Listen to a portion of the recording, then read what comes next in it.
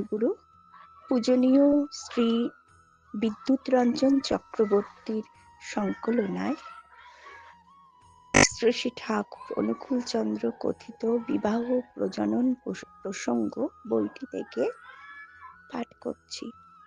বিষয়